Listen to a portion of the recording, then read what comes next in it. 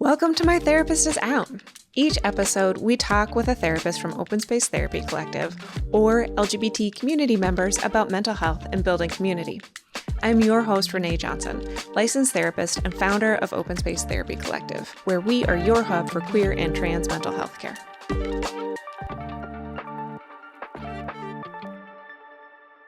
As we dive into today's topic, please keep in mind that this is a mental health podcast. We will talk about sensitive and difficult issues that are not appropriate for all audiences. Please take care while listening. Welcome back to My Therapist is Out.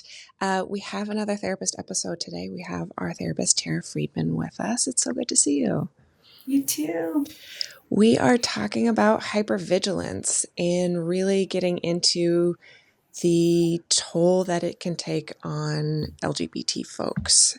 How are you feeling about this topic? What drew you to talking about hypervigilance today? I think it's a super relevant topic for the queer community and for the moment that we find ourselves in as a community. It shows up and impacts the way we relate to ourselves and the way we relate to community members, family members, loved ones. And those are the relationships that are really helpful to fill our cups back up. So it seems like a good topic to touch on to make sure people are able to access that kind of support. Yeah. We'll put a pin in that because I think that's really important to note that the hypervigilance can negatively affect the positive relationships too. Mm-hmm. Okay. But before we go into that, can you explain or define what hypervigilance is for people who haven't heard that word before? Sure. So hyper just means like extra, more, and vigilance is awareness or attention or our experience of our senses. So hypervigilance, maybe kind of average levels of vigilance might be, someone's asking me what my name is. They want to know what my name is because they want to call me by my name.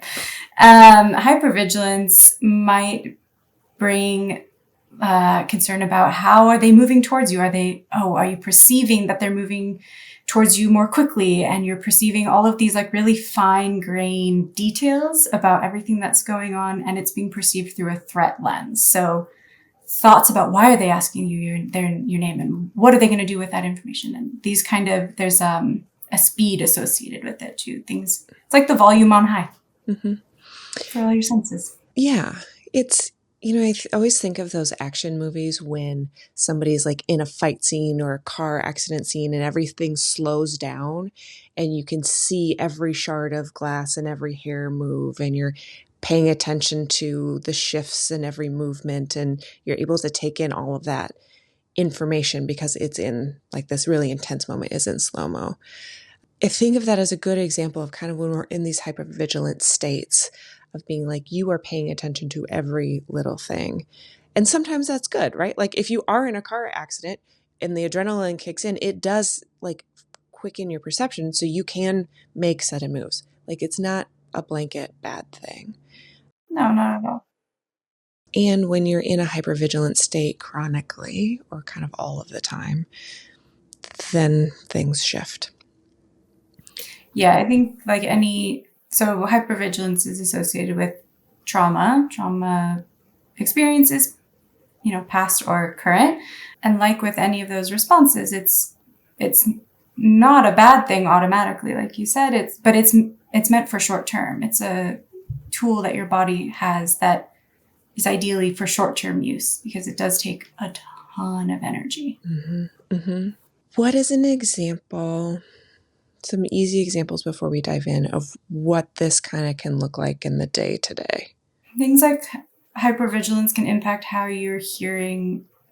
There's actually a shift in your inner ear that can change how you perceive tone. So when someone's speaking to you, the tone that they are using, you might be able to perceive finer differences. And then your brain might make that mean something, like they're mad at you, or you might be able to be taking in all of this information that you wouldn't ordinarily be. And that's, if you're in a situation where you need it, that's helpful. And if you're not, if you're just kind of going about your day to day and stuck on this hypervigilance as default, that's really tiring. That's a lot of extra work that your body's doing.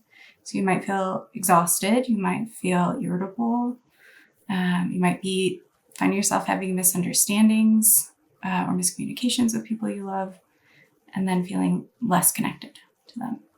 I'm glad you're bringing in the physical changes that happen, because sometimes this can feel like paranoia, and it's related, right? Because you're attaching meaning to things, or you're reading into things, or there's some mind reading stuff that can happen.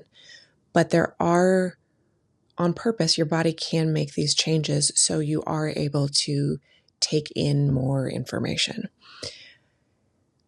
How would you kind of define, and I realize there's not a hard line here, of when hypervigilance gets chronic and starts creeping into paranoia states?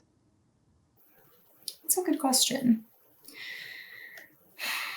In terms of creeping into paranoia, I think once it becomes default, once this becomes the lens that you see the world through, and it's no longer grounded in the thing, the thing that prompted this response, but it's grounded in routine and being used to it and getting stuck there, then I think you can find yourself in sort of a prolonged paranoia, because it's no longer a response, it's stuck. It's the new default. And that's not actually really a responsive space. You can't really go into hyper vigilant. You're already there. Yeah. Yeah. You're at that point, you're responding or reacting to yourself. Mm-hmm. And you're affirming the fear that you have regardless of what's happening around you. One thing that's coming up as you're saying this is I'm having a lot of anxiety about a meeting that's coming up. And so that means that there's something wrong with the meeting. Mm-hmm. Instead of when we're oh, I'm having anxiety about this meeting, and doing the reality testing and talking us through, oh, I don't really know. It's a regular team meeting. Anxiety must just be floating. Maybe there was something that happened weird last time.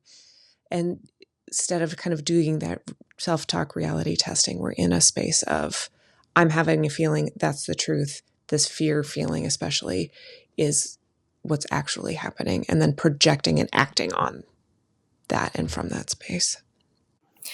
And we talked about how it's helpful. Bodies don't do things because they're not helpful. But sometimes bodies learn to use a hammer for everything, when sometimes you do need tape, or you do need, why is spackle coming to mind? I don't know. But you're right. If this is the tool that you're using all the time, it will not only not be helpful, but sometimes it can even foil you, using the tool when you actually need it. Mm-hmm. Mm-hmm. Because if you're already at a hypervigilance 10, you have nowhere to go. If you do need this, maybe your energy reserves can actually be ready to respond at the level that they would need to. We're going to talk more about queer community stuff today, but to kind of frame how this can start from a very young place, is if you grew up with parents that you kind of needed to emotionally manage. Let's say you had abusive parents, or inconsistent parents, or very hyperbolic parents, or whatever it was. And there's a spectrum in here, where you as a kid kind of needed to be tracking what's happening for your parent, so you knew how to act to kind of stay safe. This happens a lot when there's an angry parent, or a parent has substance use issues, or you name it. And so as a kid, you're oh, is my parent acting erratic? Oh, mom's angry. Okay, mom doesn't get angry at me if I rub her feet, or do this thing, or go hide in my room, or dad doesn't get angry at me if whatever it is. If I get all A's. Yeah, if I'm the best student ever. And it can get clicked on really early as something that needs to happen kind of continually.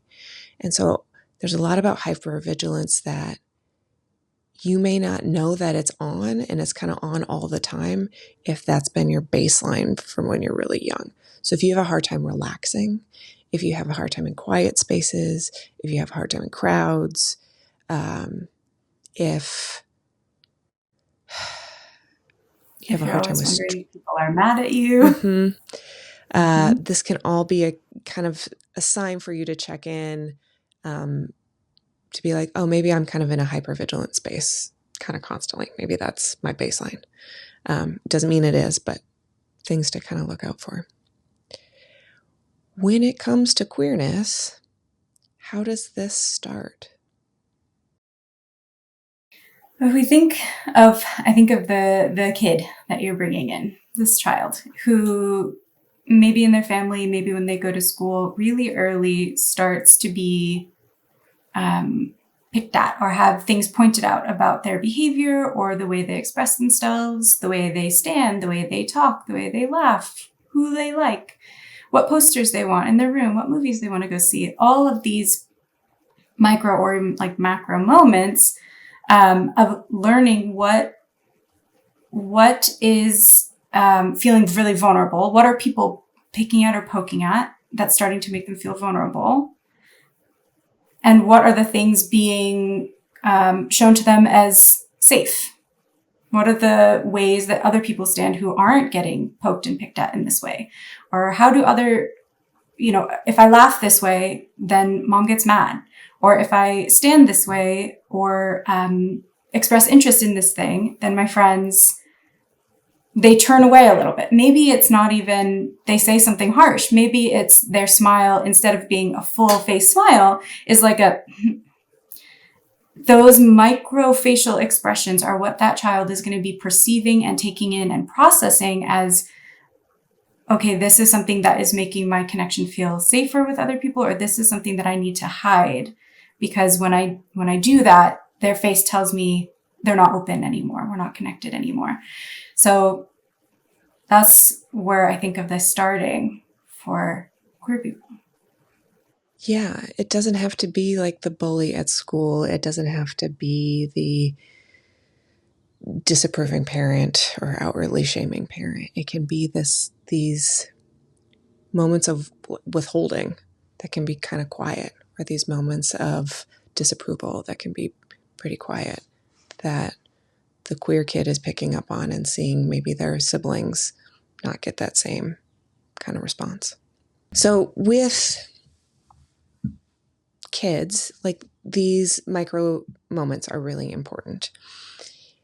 How does that transition into early adulthood, or as queer teens are becoming more socially active or more politically active or being in the world or trying to get their first jobs? How does some of this hypervigilance show up, negative and or positive, as they're entering the bigger world? Mm-hmm.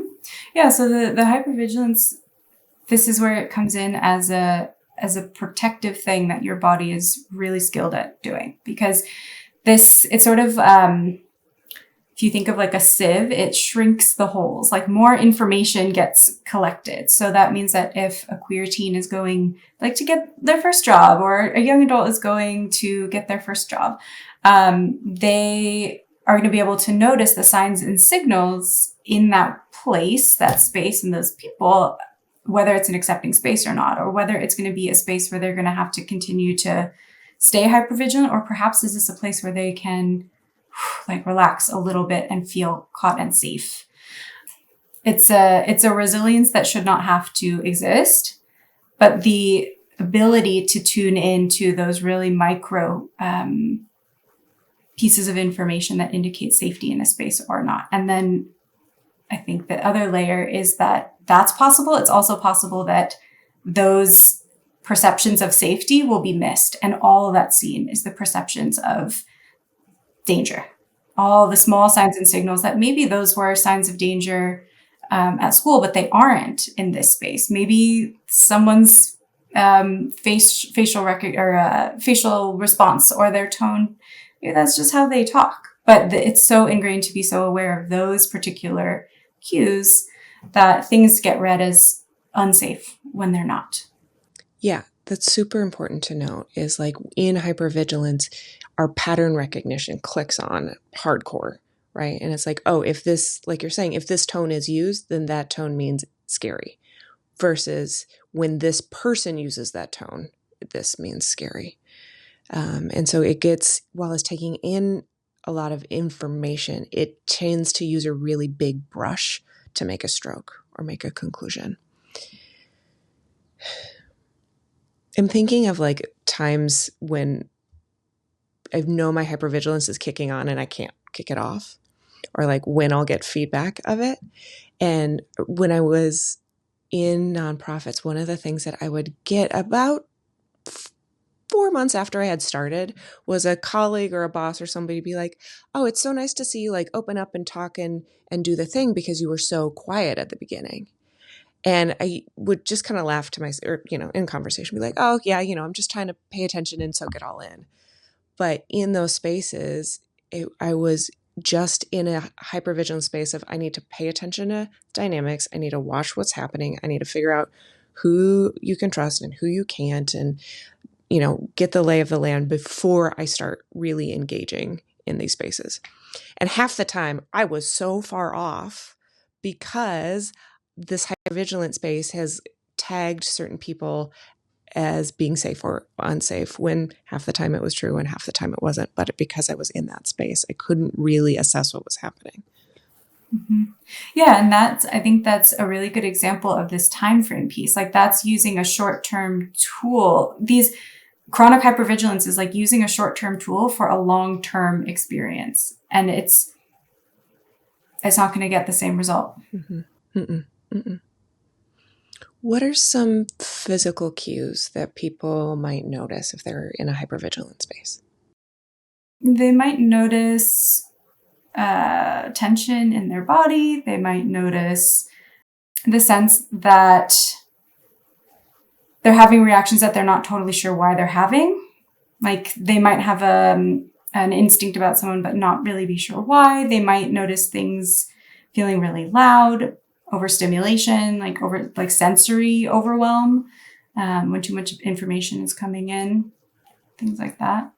Yeah, which can be tough to differentiate for a lot of our neurodivergent folks who have some sensory stuff and have some like somatic responses to general sensory stuff. And that's why you see a therapist who understands somatics and neurodivergence.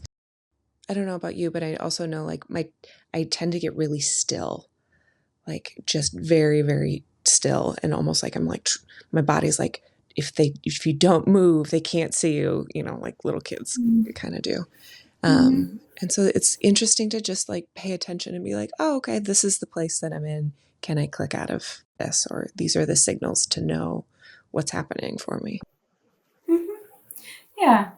And I think if you notice thoughts too, like we were talking about those questions of, are people mad at me? Was that okay? Did I do that right or wrong?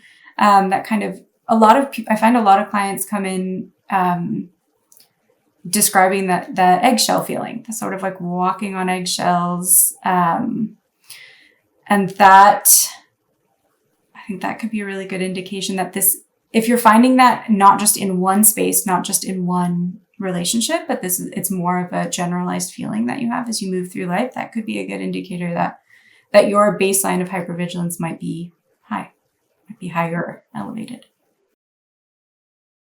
Bringing it into time and place. So we're recording this in March. It'll probably come out this summer. With all of the political attacks and rights being pulled away and shitty rhetoric that's going on and social media pulling back protections and all of these things around queer people, and especially trans people, that is long-term. Mm-hmm. What are you noticing for clients and peers in hypervigilant spaces? And what are some ways to kind of pull yourself or create spaces so you don't have to be in that space, in the hypervigilant attack mode?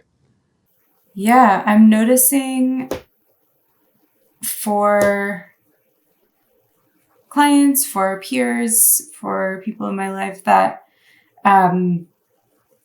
especially because this is so exhausting. And I also want to name, like, for a lot of queer and trans people, this moment that we find ourselves in, like, it's not totally new. This isn't a sudden onset. This is long-term, and it's intensified.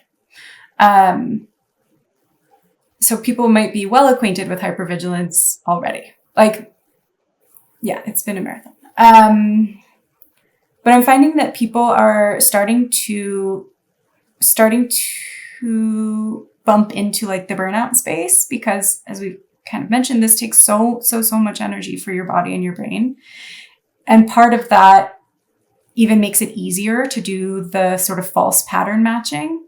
When you find a way to cope, that it's so easy to just apply that to everything, because your brain is running out of energy. So I'm seeing people starting to make choices based on pattern, less on, like, thinking through what they need in the moment. I'm seeing people start to slip into that automatic space where they're not able to sit with the whole concept of something, or they're not able to step back as easily as they used to be. They're falling into old patterns of conflict. They're really reactive. There's like a shorter time between a thing happening and a reaction to it. It's feeling tougher to respond.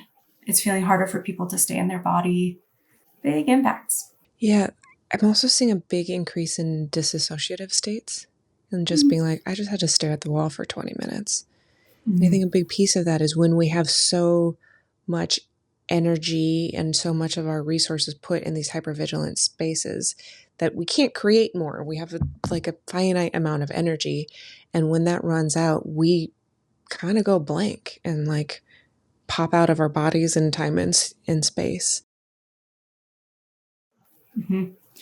Yeah, if you've ever felt the sense that you're either super busy and go until you crash, and then the only way to get yourself to go again is to feel really, like, stressed. It's like a ping pong between crash and stress. That can be sort of a feature of a chronic hypervigilant experience. You asked earlier, what does it look like to find some spaces where you don't need to be so alert? And we could also add context to that of, like, why you would want to do that. Of course, because it feels nice, and because it can help you break down the cycle of the crash and the stress. You can live a little bit more in the middle and get your body used to that. That's actually okay.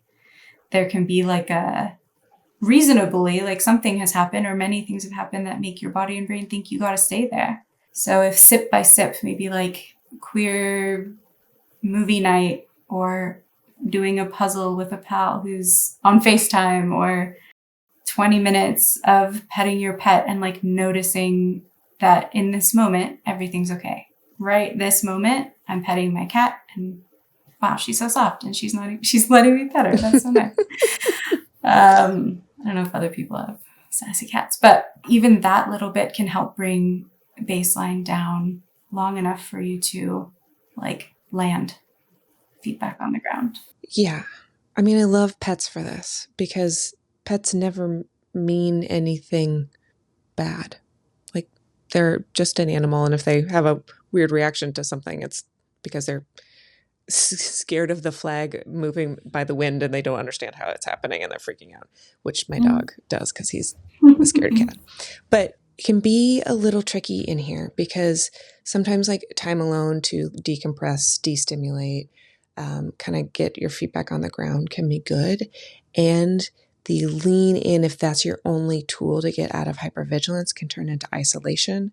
And then it actually can exacerbate the hypervigilance, because if that's the only safe space, then anytime you're around people, even if they're safe people, the hypervigilance will kick back in. So, like, also building in safe people and safe signals for your hypervigilant brain to really click into, okay, when I'm with Terra always treats me with respect and is down to have a weird conversation if something happens. And, like, really kind of reinforcing that, even if your brain's like, oh, but Terra looked at me funny, so she's probably not happy and everybody hates me. It's like, no, that's not real. That's hypervigilant voice. Yeah. You can talk to your hypervigilant voice. You can thank it or, see if it has anything in particular. Like, okay, I'm going into this scenario. I'm really hearing you got a lot to say right now. You're really wanting me to see that. I see that. Thank you. Message received. You don't have to tell me again, but thank you. I do hear it. That's work that you can do with a therapist. That is deep work. But also, like, that's a part of you who really wants to protect you. And that doesn't mean that it's necessarily doing the thing that is going to protect you. Yeah. And sometimes, like you're saying, that acknowledgement can help it calm down or help it know that you are down for the protection when it's time. And that you're aware, like it's not fallen on, you're not ignoring it. It's being heard. Mm-hmm. Yeah. Yeah, that can help take some of the intensity out of it.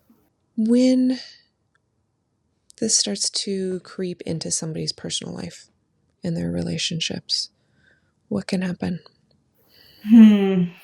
All of this meaning making that we're talking about based on someone's tone or someone's word choice doesn't super bode well for connection.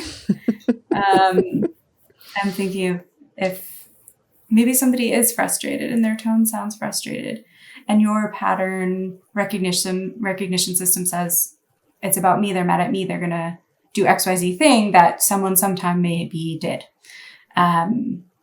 And then that's going to kick in all of your protective relationship stuff. So whatever it is that you do in relationships to feel safe, maybe it's ask a lot of questions, maybe it's push someone else away, but it's this really like fine, like the alarm is going off. There's like one molecule of smoke and the alarm is going off and the system's kicking into overdrive really preemptively. And that other person might have no idea where you're at, but then they start to get reactive. And then rather than a safe person to be landing with, coming back down to earth, now you're feeling more disconnected. And that's a lot of reinforcement for that hypervigilance. And the hypervigilance then is going to double down and be like, great, I was right. Mm-hmm. There can be sort of, pulling on that paranoia thread, there can be sort of a self-fulfilling element. Yeah. It also doesn't leave space for somebody to be mad at you. Like sometimes we fuck up and somebody should be mad at us, or we're being annoying and somebody can be annoyed with us. And like the hypervigilance space is, oh, you're annoyed with me, you're a threat, you're the problem, I'm out.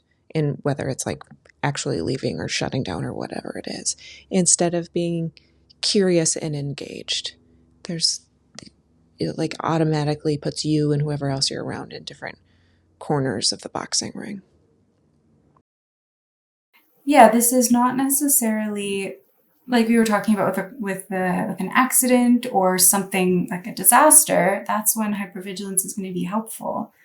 But it's not a brain space or a body space that's meant to help you connect. It's not meant to help you relax. It's meant to do the opposite. And it will do that effectively. Mm-hmm. Mm-hmm. It makes me wonder about clients who come in and are like, well, I want my partner to just know how I feel, or I want my partner to like read my mind on how I want to be treated, or I want them to know or intuit like what I need or what I want. And that's not real. Mind reading is not real. You have to communicate. But it does make me wonder if there's a relationship in hypervigilance there. Like if those people are used to being hypervigilant and doing that for other people, or if they're used to people being hypervigilant around them and doing that for them. Mm-hmm. Yeah. Yeah, it does kind of dovetail into sort of like people-pleasy type of anticipation. If you're so used to anticipating what somebody else needs because there's been threats to your, like that has been a threat to your relationship or your safety or your sense of self, if you don't do that, that's really hard to then move into a different relationship. And there's not going to be any like hard reset. That doesn't just go away. That becomes kind of a safety default. How does projection play into this when it comes to hypervigilance in relationships? Mm-hmm. Yeah, I think about in this particular moment, we're all experiencing like a deluge of news and information and like scary headlines at any moment. As long as you want to read them, they are there.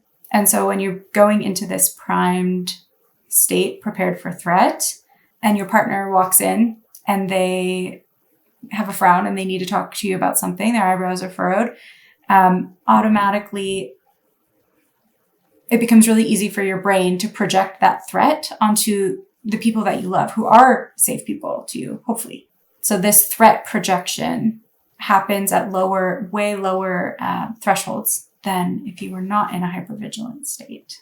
I hear you. I mean, we're in a really difficult place where it's kind of constant, right? It's like all of this negative information is happening all of the time. And like more and more of our queer community is just going fully offline. They're like, just can't emotionally handle this. Like, I want to be informed, but so much of it is so vicious that it's like just destroying people's nervous systems.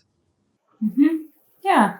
And then you enter a room or a space with someone you love with this frayed nervous system, and you're on high alert. You're really sensitive to anything that they do or say or sound. And maybe it's nothing. Maybe there is something, like you're saying. Maybe somebody is mad at you or in general or whatever. But the threshold for getting perceived as a threat by somebody who is in a hypervigilant space is really, really low. So you could be doing something you always do, and that person's going to perceive it as a threat because their brain is so primed and ready. It's almost like runners on starting blocks, primed and ready, and like doing false alarms. Like the little air horn isn't going, and they're so ready.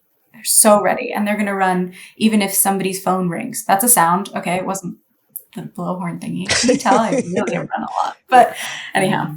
Yeah, they're like coiled springs, just like a gust of wind, and it's going off.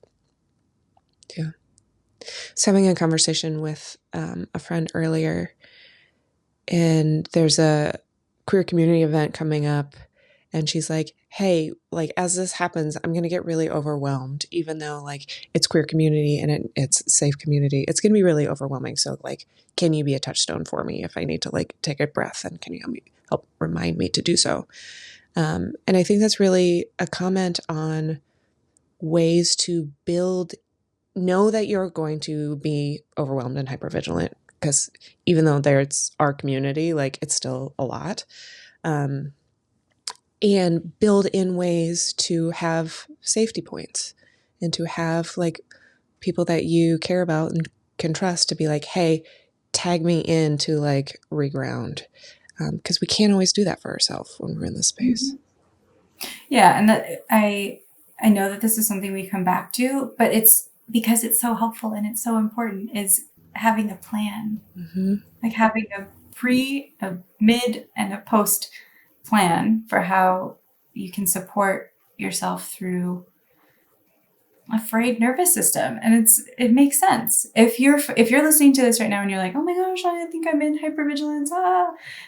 It makes sense. And maybe right now take one breath. Yeah. Maybe just a little inhale.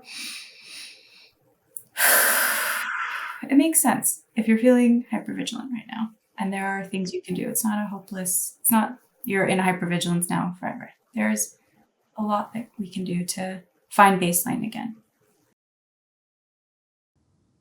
What are some examples of pre, during, and post plans? Yeah, Breathing? I think what your friend... Love it. Yeah, breathing. Do not stop doing that. It's important. I think the example of what your friend did in terms of checking in with you before the event, imagining what something might be like, and the parts of you that might be like, oh, I'm really excited for this XYZ part. Oh, I don't really want, the drive is going to be long, or they might not have the snacks that I like, anything like that. Prep for how that might impact you. And then think of a couple of options. Think of a friend who is probably going to be there. Okay. Now think of a friend who, if that friend doesn't show up, who else might be there that you can have a touchstone moment with? Like, is it a hug halfway through? Is it like, okay, how about we meet back here like halfway through the event and we do a couple breaths together, or we hug or something, and then we can go through the rest of the event. So that's kind of like pre and mid. And then I think about generally after a stimulating event, I just think about rest. Like your nervous system, you might find yourself feeling drained, or you might find yourself still feeling really activated. So is there something that helps you feel safe? Maybe is it movement? Maybe is it like going on a little stroll, spending time with the pet? Is it listening to some music that you like to sing along with? Things that help process some of the energy that might have come up from being really alert. Yeah. There's a space of like, sometimes you got to burn it off and sometimes you have to soothe it down. And like knowing what type of energy needs what thing. You and I are just coming off a big event, and like there were, I would go sit down next to Dr. Kendra Wu, who's a chiropractor and a very grounded, amazing human. And I would go sit next to them, or like go just sit next to Shaq, who's our care and ops manager, and like, people who I know are like just kind of their energy's a little more closer to the ground, and be like, okay, these are going to be my point people, and they have chairs next to them, so I can just go sit. And then there's also moments of like, I'm going to go stand in the bathroom and just like breathe for a minute, whatever mantra I needed on Sunday, I don't remember, but it was just like, this is fun. Everything is going well. I don't need to make sure everybody's okay. Everybody is okay. Their adults are managing themselves. Can be really helpful. And it's so basic. And I don't know why we are so like, I don't need to do that. Yes, you do. Everybody does. Like it's Yeah. it's basic. Do the simple things. I like when Jenny was on for their holiday mini-so, they were like, drink water, take a nap, do the basic things. And it includes this kind of pre, mid, post care stuff.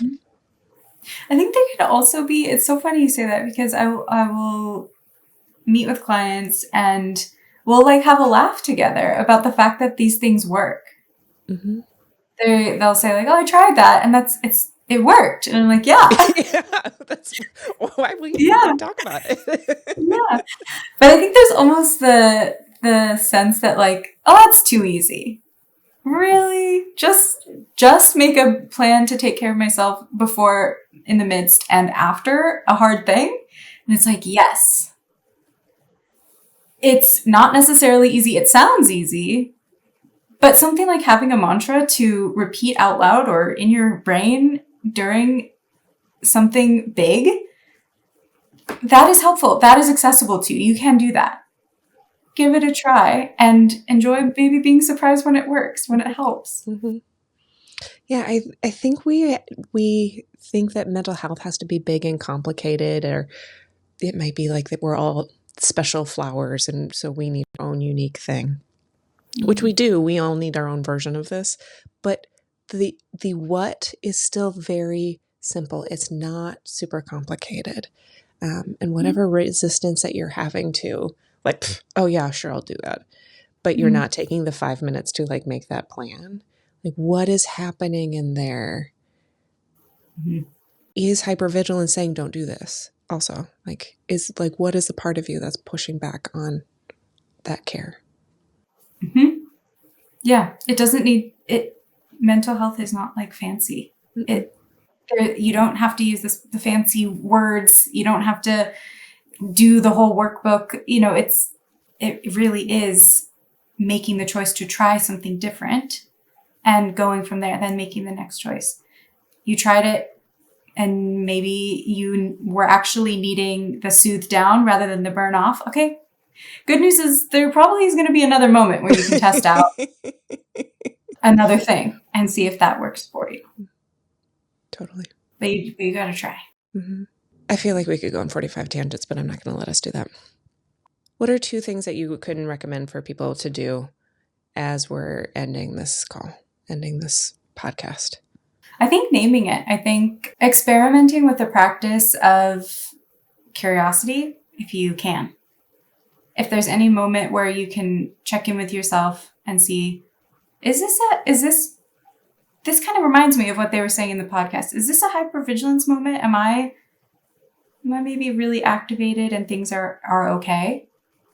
That curiosity of like, the what if brain, the hypervigilant what if brain says like, what if they're mad, or what if this is bad, or what if it's dangerous? What if it's okay? What if they're not upset? What if they are and it's okay? What if I'm actually safe right now? And just experiment. You don't have to white knuckle. You don't have to like force your thoughts or feelings to change, but play around with where you put your attention and just see what happens. That's one. If you think it could be helpful, maybe consider working with a therapist who can help you notice your hypervigilance, because it can also be really sneaky, especially if you're very, very used to it, especially if it's how you've experienced the world for maybe many years. Great. I love it. Thank you for talking with me about this today. It definitely has my wheels turning. Mm-hmm. To end, what is your queer moment of joy in the last couple weeks? Mm-hmm. I have started going to a really fun queer dance class. Nice. And it's like not about being a good dancer. It's about like enjoying being in your body. And that's a really lovely experience for me that I'm really grateful for. And there's like nothing better than dancing around in community. That's amazing. Listen to like wild music. It's the best. That's awesome. I love that. Mm-hmm. Well, thank you so much for those listening. You can find us on all the socials and on our website, openspacetherapycollective.com. We'll see you in a couple weeks. Bye. I'm Ariana. My pronouns are she and her. My moment of queer joy is sometime about a year or so ago, I started working with a personal trainer. And I showed up and I'm wearing this shirt. It says decolonize the body. It's got the Venus of Willendorf on it. My trainer, they look at my shirt, they do one of these, and they're like, yeah, I'm into dismantling systems of oppression. We can work together. And I was like, yes, I'm ready. Okay, so my name is Kent Burns, he, him, they, them, and we, because royalty. And a recent moment of queer joy that I absolutely loved was walking for Equality Fashion Week, presented by Nick Casey. And after we had a very stunning show, I got to walk for 2 designers. We actually were invited by the Ralph Lauren store on Rodeo Drive to talk about our experiences and how to be more inclusive in branding and in fashion, and it was a treat and a dream. Thanks for joining us. If you're in California and looking for a therapist, visit our website at openspacetherapycollective.com and book a free intro call with one of our therapists. If you're enjoying My Therapist Is Out, please rate, review, and follow us on Spotify, Apple Podcasts, and YouTube. Do you know somebody who could use a little extra dose of queer community? Send them one of your favorite episodes of My Therapist Is Out and help our collective grow one listen at a time. My Therapist Is Out is an open space therapy collective podcast, and our podcast editing is done by Rachel Peltzer and Smash and Grab Studio. We'd love to hear from you about today's topic, so email us at info@openspacetherapycollective.com. You can find us on TikTok and Instagram at Open Space Therapy Collective. Thanks for listening.